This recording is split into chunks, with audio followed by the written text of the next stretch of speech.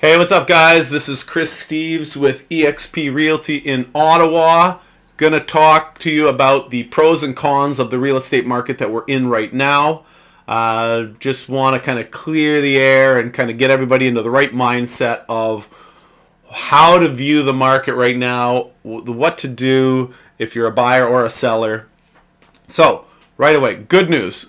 Sure, good news is that property values are down. We all know property values are down. Home sales are very slow.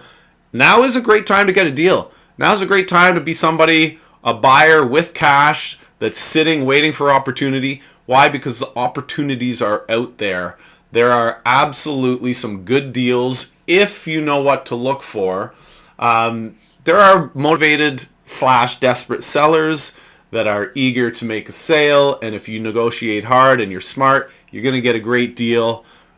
This is below, things are well below the peak of the market, and there are some great opportunities. So as much as the entire market is fearful right now, this is the time to be buying. Things are slow, markets are down, people are scared, they're uncertain of the future. Now's the time to be a buyer. And so, I would say this is it. This is the bottom that we're looking for.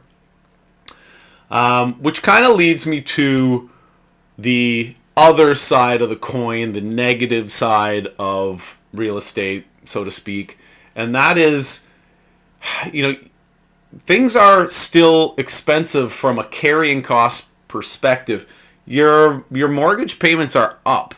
Even if you bought for 15 or 20% cheaper, you bought the home, your mortgage payments are still higher. Why? Because look at the interest rates.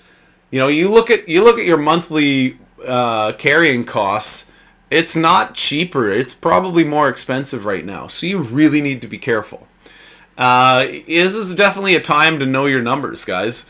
Like, really think this through. Honestly, in my opinion, I think the market's going to be flat for a while. I think we're going to be in this low period for a while. I don't see this as we're just going to bounce right out of this recession or low period, and January 1st everything's going to rebound and go through the roof. I don't see that with the real estate market.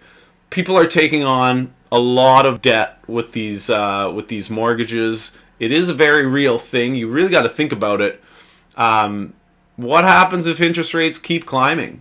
The Fed wants to keep cranking up rates until inflation comes down to 2%. When's that? That could be, who knows when inflation's coming back down to 2%, but that could be a long time. I don't have a crystal ball. I don't think anybody really does. I think we're all speculating.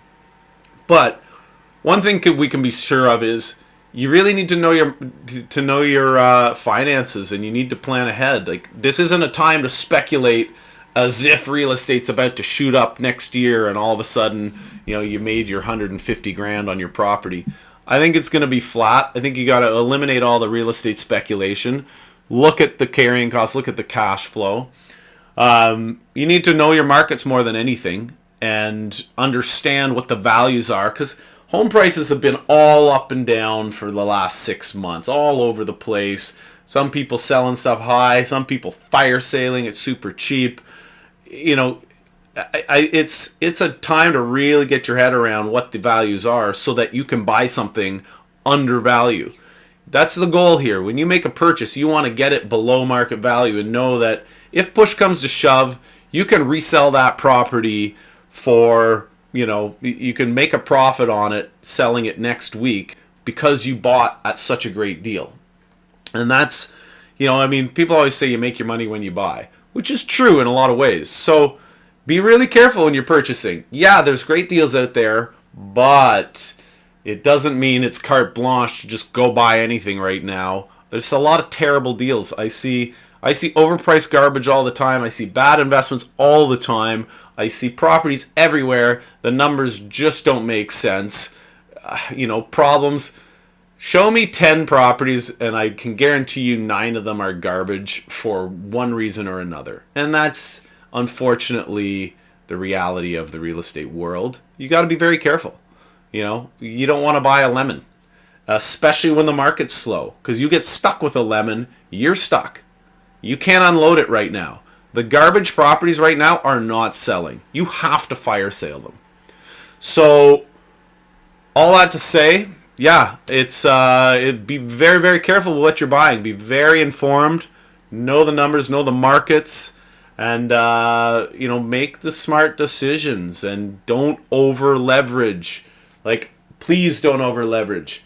If anybody's been watching, FTX exchange in the U.S., second biggest crypto exchange in the United States, just went bankrupt 2 days ago.